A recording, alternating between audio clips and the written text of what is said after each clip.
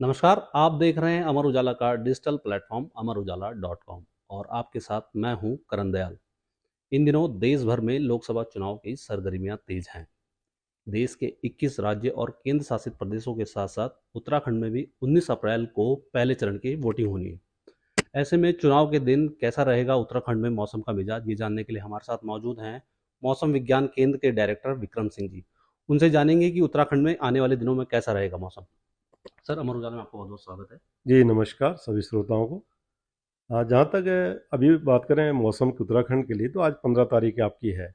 तो आज आप देख रहे हैं कि पूरी बदली छाई हुई है, थोड़ी एक्टिविटी की बिल्कुल उम्मीद है, जिसमें रेन थंडरस्टॉर्म एक्टिविटी जो है वो अनेक जगहों तक में, खासकर हिल्स की अगर बात करें, और इक्का दुक्का जगहों में प्लेन्स में भी वो रहेगी।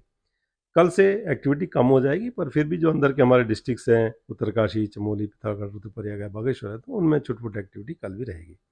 17 को मौसम साफ हो जा रहा है, और 18 को आप देख रहे हैं तो फिर से एक पश्चिम विक्षोभ आ रहा है। उसकी वजह से फिर से जो अंदर के डिस्ट्रिक्ट है उत्तराखंड के, उसमें थोड़ी लाइट एक्टिविटी वो दिख रही है। जब 19 को जा रहे हैं तो एक्टिविटी बढ़ती हुई नजर आ रही है। तो आप ये कह सकते हैं कि जो एज ऑफ नाउ है, जो प्रिडिक्शन दिखा रहा है, तो उसमें 19 तारीख को हल्की मध्यम जो बारिश है वो आपको ज़्यादातर जगहों में या अनेक जगहों तक में वो उत्तराखंड में मिलने वाली है। थोड़ी सी जो प्लेन्स वाले एरिया उनमें कम रह सकती है, आप कह सकते हैं कुछ जगहों तक में रहेगी, लेकिन और जगहों में हिल्स में जो है वो थोड़ा ठीक ठाक ही रहने वाली है। 20 को फिर एक्टिविटी कम हो जाएगी, अंदर के डिस्ट्रिक्ट में छुटपुट अगर देख लें वो रहेगा। तो मैं ये कहूँगा कि जो अभी मौसम है, सामान्य के आसपास कह सकते हैं, थोड़ी बहुत एक्टिविटी अप्रैल में मिलती हैं, इस तरह की जो रेन थंडरस्टॉर्म एक्टिविटी है। और तापमान की विशेषकर अगर बात करते हैं, तो आज की डेट में भी आप देख रहे हैं कि जो तापमान है हमारे, तो सामान्य से वो नीचे ही है ज़्यादातर जगहों में। 2-3 डिग्री तक है, कहीं 4 डिग्री तक भी वो कमी उसमें है। लेकिन कल से जैसे ही थोड़ा मौसम साफ होगा, तो 2-3 दिन में कहूँगा कि जैसे 16 है, 17 तारीख है, या फिर 18 तक है, तो इसमें थोड़ा राइज 2-3 डिग्री वापस जो है वो बढ़ेगा। जैसे कि 2 दिन पहले टेम्परेचर से वहाँ तक वो कह सकते हैं आपकी प्लेन्स में, अगर 18 को मैं बात करूँ तो 35-36 तक भी आ जाएंगे, 35-36 तक आ जाएंगे, नॉर्मल के आसपास 1-2 डिग्री ऊपर ही है। और इसी तरह अगर हिल्स में बात करें तो वहाँ पे भी वो 24-25 तक जो है, 24 तक इसके आसपास 2000 मीटर या उसके आसपास क्षेत्र में वो आ जाएंगे।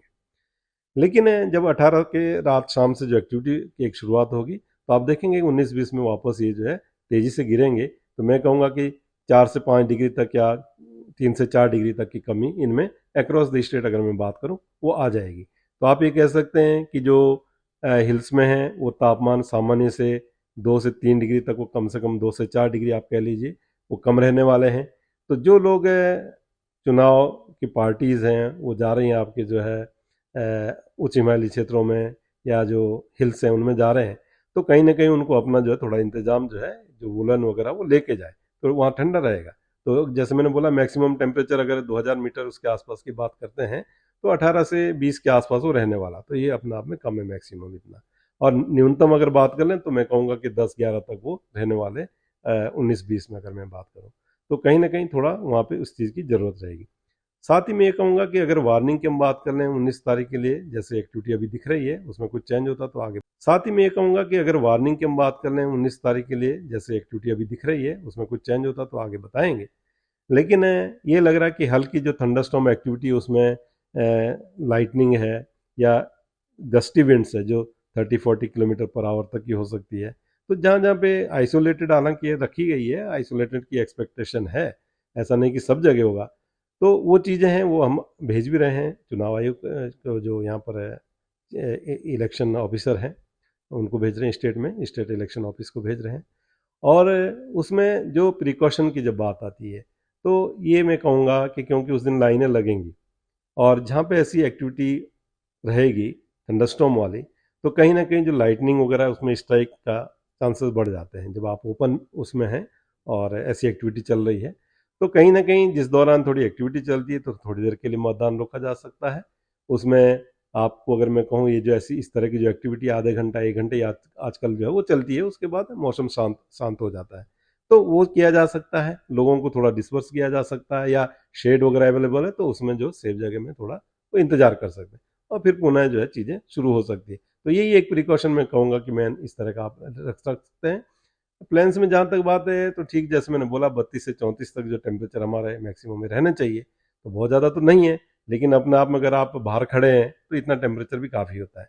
तो कहीं ना कहीं उसके लिए भी थोड़ा बहुत चीज़ें देखना चाहिए कि जो कुछ आपके पास इंतजाम अगर हो सकता है कि आप शेड वाला एरिया कहीं मिलेगा तो ज़्यादा अच्छा होगा, उसके लिए कर सकते हैं इस तरह की चीज़ें जी। जी। सर, उत्तराखंड के मौसम की अगर हम बात करें तो पिछले कुछ सालों में बड़े बदलाव देखने को मिले हैं, और ख़ास तौर पे अगर हम बर्फ़बारी की बात करें, उच्च हिमालय क्षेत्रों में जो बर्फ़बारी दिसंबर या जनवरी में होती थी वो खिसक कर मार्च अप्रैल तक आ गई। तो क्या ऐसा कहना सही रहेगा कि बर्फ़बारी ने अपना सीज़न बदल दिया है उत्तराखंड में? नहीं देखिए, ये कहना ठीक नहीं होगा। जो पश्चिमी विक्षोभ जो है आपके मई तक खासकर वो चलते रहते हैं, और पश्चिमी विक्षोभ अगर ठीक ठाक रहता है, उसका पोटेंशियल है सिस्टम में, तो हायर रीचेज में बिल्कुल वो बर्फबारी देता है। नंबर एक चीज़ ये है। नंबर दो चीज़ ये है कि जहाँ तक शिफ्ट की बात है कि जो है इस तरह का वो कहना, तो अगर मैं तापमान की बात करूँ तो अभी भी जो न्यूनतम तापमान हमको जनवरी और फरवरी या मार्च में दिसंबर में इन्हीं 2-3 महीने में मिलते हैं, ठीक है। लेकिन हाँ, जो हमारे ऊंचाई वाले क्षेत्र हैं, हायर रिचेज हैं, तो उसमें चूंकि उनकी हाइट जो 3 किलोमीटर 4 किलोमीटर की है, तो वहाँ तो टेम्परेचर कम ही है। तो अगर कोई वेदर सिस्टम निकल रहा है तो वहाँ तो बिल्कुल बर्फबारी की संभावना फिर रहती है। तो मैं ये कहूँगा ऐसा नहीं है, और हाँ ये जरूर है कि ईयर टू ईयर में हर साल जो है, अगर आप पिछले 2-1 साल की देखें तो जनवरी में अच्छी बारिश हुई थी, बर्फबारी भी हुई थी, है ना। लेकिन इस साल थोड़ा जो है फरवरी में स्टार्ट हुई चीज़ें जो है, तो ठीक है, थोड़ा बहुत शिफ्ट उसमें रहता है। क्योंकि अगर आप दूसरे पहलू से देखें कि जो हमारा पोस्ट मानसून सीजन है अक्टूबर से दिसंबर, और फिर जो विंटर सीजन है जनवरी एंड फरवरी, तो इसमें एक तो जो एक्टिविटी काफ़ी कम ही रहती है। अगर आप देखें हमारे जो मेन एक्टिविटी है रेनफॉल की, तो वो हमारी मानसून सीजन है, 80% उसमें होता है। फिर बाकी 10% आप ये दोनों सीजन को ले सकते हैं। इसी तरह 10% जो आपका जो प्री मानसून सीजन है मार्च से लेके मई तक का जो है, ये इस पीरियड में होता है। तो चूंकि उसका जो नॉर्मली वो कम है, तो उसमें वेरिएबिलिटी भी ज़्यादा रहेगी। तो आप देखेंगे कि हर साल एक जैसा नहीं मिलेगी, अच्छी बर्फबारी नहीं मिले, 2-3 साल में एक बार अच्छी मिल गई, फिर कुछ कम रह गई, या थोड़ा शिफ्ट हो गया, कभी दिसंबर में चीज़ें मिल जाती है, कभी थोड़ा आप शिफ्ट होता है, तो आपकी फरवरी या मार्च में वो चीज़ें दिखती है। तो हाई रिचेज में जो एक्टिविटी है वो पश्चिमी विक्षोभ निकलेंगे तो बिल्कुल वो मिल सकती है जी। टेम्परेचर की बात करें हैं तो मौसम वैज्ञानिकों ने चिंता भी जताई है कि आने वाले 10 साल में जो टेम्परेचर है वो सामान्य से 0.5 डिग्री सेल्सियस तक बढ़ सकता है। क्या इसका टेम्परे आने वाले दिनों में गर्मियाँ भी शुरू होने वाली हैं, तो इस टेम्परेचर में उत्तराखंड में भी असर देखने को मिलेगा कि जो पर्वतीय इलाके हैं वहाँ पे भी टेम्परेचर बढ़ जाएगा? देखिए, एवरेज टेम्परेचर की बात वो करते हैं कि ग्लोबल जो है अगर इस तरह पे देखेंगे तो इसमें उनका ये कहना है कि इतना तक वो बढ़ सकता है। तो ठीक है, मतलब आप ये कह सकते हैं कि ज़रूरी नहीं कि सभी पार्ट्स में उतना ही राइज होगा। हो सकता है कुछ एरियाज हैं जहाँ की ज़्यादा इन्फ्लुएंस आ रहा है, और कुछ एरियाज हैं जहाँ की उतना इन्फ्लुएंस नहीं आ रहा है। अभी आप देखो कि इसी साल भी जैसे बोला गया था कि टेम्परेचर ज़्यादा रहेंगे, तो देश के कुछ हिस्सों में हो रहे हैं कि काफ़ी हायर साइड पे है। लेकिन अगर आप उत्तराखंड में देख रहे हैं तो हमारे अभी नॉर्मल के आसपास चल रहे हैं अप्रैल में, जबकि हमारा एक ऑलमोस्ट पीक ही होता है। हालांकि मई में भी और थोड़े बढ़ेंगे, लेकिन इस समय हम देख रहे हैं कि जो पूरा अप्रैल अभी 15 दिन तो हो ही गए, और आगे भी जो एक्टिविटी दिख रही है उससे दिख रहा है कि बहुत नहीं बढ़ेंगे। तो ठीक है, थोड़ा बहुत अंतर तो होंगे, पर ये है कि ग्लोबल स्तर पर जब आप देखते हैं तो वो चीज़ें मतलब एनालिसिस की गई टेम्परेचर डाटा से, तो वो दिखता है जी। बहुत बहुत धन्यवाद। तो ये थे हमारे साथ मौसम विज्ञान केंद्र के निदेशक विक्रम सिंह जी, जिनका कहना है कि आने वाले दिनों में एक बार मौसम फिर बदलेगा। खासकर 19 अप्रैल को पर्वतीय इलाकों में हल्की बारिश होने से तापमान में गिरावट दर्ज की जा सकती है। अगर आप ये वीडियो YouTube पर देख रहे हैं तो हमारे चैनल को सब्सक्राइब करें और बेल आइकन को दबाना ना भूलें। अगर आप Facebook पर ये वीडियो देख रहे हैं तो हमारे पेज को लाइक करें।